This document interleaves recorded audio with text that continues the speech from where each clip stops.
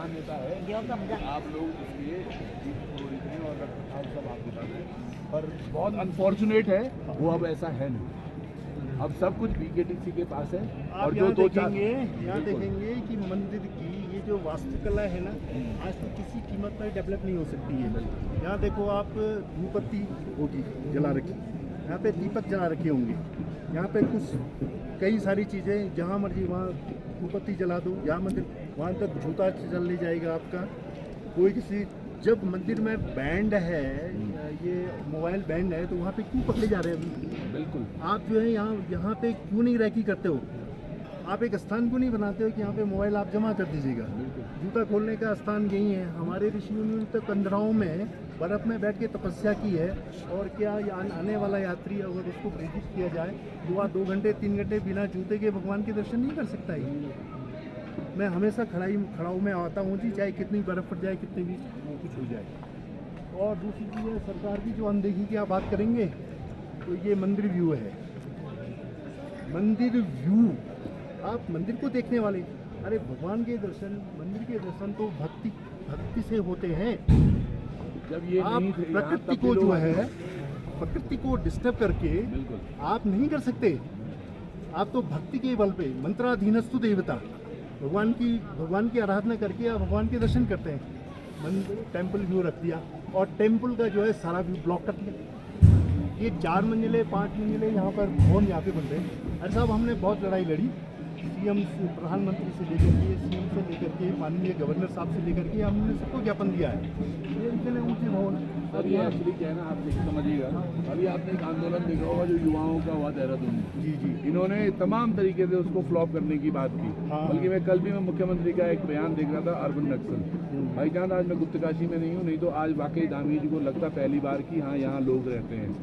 हम लोगों ने बुरे को बुरा और गलत को गलत कहना बंद कर दिया, जिसकी वजह से ये हो रहे हैं। आपने सही कहा, आपने ज्ञापन दिया, ये ज्ञापनों से इनके पेट नहीं भर रहे थे। जब तक हम लड़ेंगे नहीं, आज अगर यहाँ पे सारे तीर्थ पुरोहित खड़े हो जाए ना, और यही आरका सफलियाल हो, उसको पकड़ के यहाँ पे लाएं और बोला जाए उसको क्या है, जब उसको पता चलेगा ना ऐसा हो रहा है, अगले दिन द्विवेदी यहाँ आएगा, द्विवेदी के साथ भी वही ट्रीटमेंट हो, तब इनको लगेगा लोग जाग रहे हैं, अपने लिए बोल रहे हैं। हम केवल चिट्ठियाँ देते रहेंगे, चिट्ठियाँ उनके पास 100 पढ़ी हैं, इसको वो पढ़ते रहेंगे, वो पढ़ेंगे भी नहीं, उनको पढ़ी भी नहीं है हमारी चिट्ठियों। नहीं, पर देखो आप, ये जिम्मेदार है, गवर्नमेंट जिम्मेदार है, तो वो कम से कम अगर हम लोग कुछ बात बोलते हैं तो उस पर गौर तो होना चाहिए ना। मेरी वही तो बोलता, उस पर गौर तो होना चाहिए। तो क्या है कि निरंकुशता हो गई है। यहाँ तो वास्तु को पूरा हार्ट कर दिया इन लोगों ने। यहाँ पे देखिए, ये मंदिर का जो प्रांगण है ना, जो ये घंटा लगा हुआ है, यहीं तक प्रांगण जी थे, और इसके नीचे 9 फुट डाउन था ये, और वहाँ पे 9 सीढ़ियाँ थी। 9 का बड़ा महत्व होता है। नवग्रह, नवद्वार, ये सब चीज़ें होती हैं। इन्होंने इस प्रांगण को एक्सटेंड किया। घंटा यहाँ पे लगा नहीं सके, 3 साल तक बिना घंटे के रह। हमारी मांग थी भाई, आगमर्थम च देवानाम, निगमनार्थम च राक्षसाम, घंटानादम प्रकृतम पश्चात घंटाम प्रकृज्यते। अच्छी पॉजिटिव एनर्जी आवे और नेगेटिव एनर्जी चली जाए, उसके लिए घंटा वादन होता है। और हर मंदिर में घंटा, ये मंदिर 3-4 साल तक तो बिना घंटे का रहे। तो हमने कहा इसको ऐसा लगाना है, हमको ये मुख्य मंदिर का सेंटर चाहिए, द्वारका सेंटर चाहिए, उसका डायरेक्शन चाहिए ना। और ये आप लगा नहीं सकते, क्योंकि आपने तो और साउथ को आपने एक्सटेंड किया। साउथ का एक्सटेंड होना अच्छा नहीं है, वेस्ट का एक्सटेंड होना अच्छा नहीं है। आप इसको एक्सटेंड करिए, आप नॉर्थ को एक्सटेंड करके वास्तु आपको ये बोलता है। तो आखिर में उन्होंने राजी होकर के यहाँ पे पुरानी जगह ये लगा दी गई। अब ये बताइए, इस जगह से 9 सीढ़ियों से उतर करके, और अन्नपूर्णा माता जी का मंदिर था जहाँ पे भोला सरप्राइज रेस्टोरेंट है, वहाँ तक बिल्कुल प्लेन था, सा भी लेवल में था। और उसके नीचे कैंची करके नीचे पंचगंगा संगम पे हम लोग उतरते थे, यानी ये साउथ को बिल्कुल लेवल था। अब माननीय मोदी जी ने जो है यहाँ के वास्तु को हट करते हुए इस साउथ को खोद दिया है, साउथ को डाउन कर दिया, साउथ को ब्रॉड कर दिया, जो वास्तु के हिसाब से गलत है। आपके वास्तु में साउथ को उन्नत होना चाहिए, साउथ को लोडेड होना चाहिए, साउथ को जो है नैरो होना चाहिए। उन्होंने ब्रॉड किया, साउथ को डाउन किया और मंदिर को खोद के रख दिया, यानी केदारनाथ जी को इन्होंने खोद दिया है। भगवान केदारनाथ जी 2 तरह से अभिषेक लेते हैं। एक तो आप हम जा करके भगवान का जल चढ़ाते हैं, अभिषेक अभी का मतलब जल, से का मतलब सिंचन। श्रावण मास जो है, एक मुझे थोड़ा पानी लाओ यार थोड़ा सा। श्रावण मास जो है, झूठू तो नहीं हो बेगी? नहीं झूठ नहीं।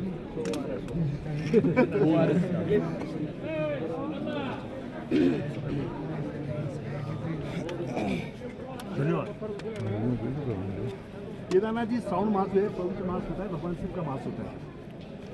भगवान यहाँ पे 5 महीने तो जो भी लोग आते हैं, यात्री, भक्त, तीर्थों, सब भगवान का अभिषेक करते हैं, ठीक है। पवित्र मास श्रावण में भगवान जो है प्राकृतिक अभिषेक लेते हैं, वर्षा के द्वारा जो है अभिषेक लेते हैं, और मंदिर सहित, परिवार सहित जो है भगवान अभिषेक लेते हैं। भगवान का सब परिवार सारा मंदिर के अंदर है। भगवान विष्णु है वहाँ पे, पंच पांडव है, रिद्धि सिद्धि है, नंदी जी हैं, वीरभद्र जी हैं, सबको लेकर के अभिषेक करते हैं। तो आपने ये देखिए, पौराणिक मान्यता है, अभिषेक का जो जल है वो उत्तर दिशा को जाता है। यहाँ भी जलेरी बनी है जो अमृत गुण है। केदारो अमृतम पित्वा पुनर्जन्म न विद्यते। केदार का अमृत पान करने से पुनर्जन्म नहीं होता है। और हमारे ऋषि मुनि हमको यही प्रेरणा देते हैं, आप पुनर्जन्म मत लीजिएगा, आपको इसी जन्म को धन्य बनाइएगा, ठीक है जी। अब ये देखिएगा, जब श्रावण के महीने में भगवान जल लेते थे तो प्लेन जब यहाँ पे था, ये सब चीज़ें प्लेन थी, वो जल फैल जाता था। तो फैलने का कोई दोष नहीं होता है, लेकिन अब वो सारा का सारा जल कहाँ जा रहा है? दक्षिण में जा रहा है। जाना चाहिए उत्तर में, वो जल जा रहा है दक्षिण में, तो है ना अनिष्टकारक। तो इसके सोचना चाहिए कि नहीं है। आप जो है कि किसी स्पिरिचुअल प्लेस को अगर आप डेवलप करते हैं तो आपको धर्मगुरुओं की सलाह लेनी चाहिए। यहाँ पे शंकराचार्य मूर्ति का जो है इन्होंने अनावरण किया, मैंने उस समय भी बोला था। मैंने कहा पहली बात तो ये है कि ये आपने मंदिर की जो शंकराचार्य जी की जो समाधि बनी है, समाधि का तत्व तो आपने खोद करके आप ले गए, आप उसको बेसमेंट में ले गए। भगवान शंकराचार्य जी ने अपना जो है पंचभौतिक शरीर यहाँ पे छोड़ा था, और ब्रह्मरेंद्र के द्वारा अपने सारे शरीर छोड़ दिया, अपने प्राण छोड़ दिए थे। तो पंचभौतिक शरीर यहाँ पे था, लेकिन आपने उसकी 20-25 फुट खुदाई करने के बाद में जो भी तत्व था वो तो आपने फेंक दिया। आपने बेसमेंट में भगवान की प्रतिमा लगा दी, और उस बेसमेंट में भी आपने इस तरह से लगाई है, शंकराचार्य जी की मूर्ति का जो मुख है वो नैऋत्य में कर दिया, साउथ वेस्ट में कर दिया। हमेशा भगवान का, भक्त का, आपकी भी अगर आपको सबसे अच्छी फेसिंग लेनी है तो आप ईस्ट लीजिए, आप नॉर्थ लीजिए, आप वेस्ट से भी बचिए, और साउथ में कभी भी मत करिए। इन्होंने साउथ वेस्ट में जो है शंकराचार्य जी मूर्ति का जो है फेसिंग किया हुआ है। अरे चलो, आपको वो ज्ञान नहीं था, कम से कम ऐसा तो करते, मंदिर की तरफ तो फेस करते। मंदिर की तरफ पीट करके इन्होंने मूर्ति जो है यहाँ पे स्थापित की है, ठीक है जी।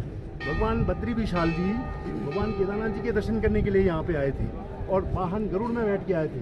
गरुड़ चट्टी में उन्होंने अपना वाहन छोड़ दिया था और कहा था कि मैं भगवान केदारनाथ जी के दर्शन यहाँ से पैदल जाके करूँगा।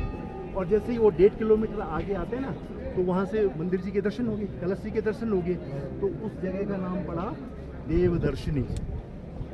अब आज जो है इन्होंने देवदर्शनी का महत्व खत्म कर दिया कि 4 मंजिले भवन बना करके कोई भी देवदर्शनी यहाँ पे जो है नहीं है। देवदर्शनी से भगवान के दर्शन नहीं होते हैं, जो मर्जी आप वो करते हो। मैंने तो चीफ सेक्रेटरी साहब से भी उसको निवेदन किया था, अरे मैंने कहा ये साउथ वेस्ट है, इसको हैवी लोडेड बनाओ आप, और थोड़ा सा ईस्ट में, साउथ ईस्ट में थोड़ा सा इससे कम लोड कर दीजिएगा, है ना। और आप जो है नॉर्थ वेस्ट में और थोड़ा कम लोड कर दीजिएगा। और उसके बाद में नॉर्थ तो हल्का होना चाहिए, लाइट होना चाहिए और पवित्र होना चाहिए। आप इसको वास्तु के हिसाब से डेवलप कर दीजिएगा।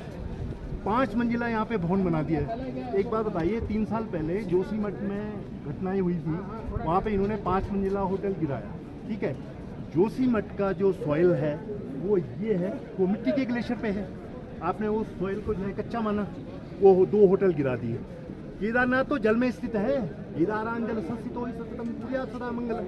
केदार तो जल में स्थित है, तो जल और मिट्टी अगर आप कंपेयर करेंगे तो जल का जो सॉलिड है वो थोड़ा मिट्टी से कम होगा। तो आप यहाँ पे 4 मंजिल भवन क्यों बना रहे हैं? आप 4 मंजिल भवन क्यों बना रहे हैं? तो ये सब बातें हमने रखी हैं, लेकिन इन बातों पे जो है किसी तरह का गौर जो है यहाँ पर नहीं होता है। और तो और, मैंने पिछले साल भी निवर्तमान अध्यक्ष है बीकेटीसी का। अरे हमने कहा साहब आप और तो केदारनाथ आपने खराब कर ही लिया, अपनी मर्जी से करा दिया, लेकिन बीकेटीसी का यहाँ पर सेटअप बन रहा है, ऑफिस इत्यादि आप सब बना देंगे। अरे इसको तो वास्तु के हिसाब से लो, इसको तो मंदिर से नीचे करो आप, इसका प्लेन लेवल आपको डाउन करना है। बाकी आपको जो कंस्ट्रक्शन है आप जो है ग्राउंड फ्लोर बना रहे हैं आप बना दीजिएगा, आपकी हाइट जो है मंदिर से ऊपर नहीं जाएगी। इनको पता ही नहीं है हाइट किसको बोलते हैं। अरे हाइट वो नहीं है, हाइट यहाँ से शुरू हो जाती है।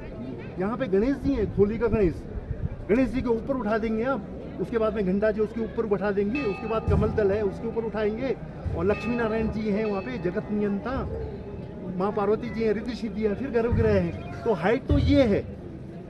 अब तो क्या ये जो सेटअप है ये तो मंदिर के हाइट से भी बहुत ऊपर जा रहा है। सबने लॉलीपॉप ही दिए।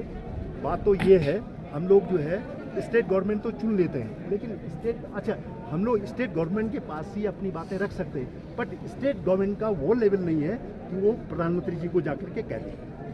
वो तो गलत को गलत कहने के लिए तैयार ही नहीं। और प्रधानमंत्री जी जो बोलेंगे वही यहाँ पे होगा। तो यहाँ का जो टाउन प्लानर है, जो आर्किटेक्ट है वो भी स्पिरिचुअल होना चाहिए।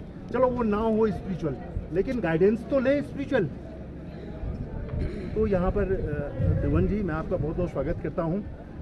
आप आए हैं और आप खूब कह रहे हैं, अभी आपको ही पता होगा कि कितना जो है हम उसमें सक्षम हो रहे हैं। और आज ये यहाँ पर सब लोग, सब युवा शक्ति है, युवा पीढ़ी है, आप इनका साथ दीजिएगा। इनका साथ नहीं, वो अपना ही साथ है। नहीं, मेरा तो खाली ये मानना है सर, देखो मैं तो बाई चांस ये सभी वो पुरोहित लोग हैं जिनको मैंने बचपन से देखा है। मैं बमसू में रही हूँ, मैंने 6वीं 7वीं 8वीं आपकी यहीं से करी है।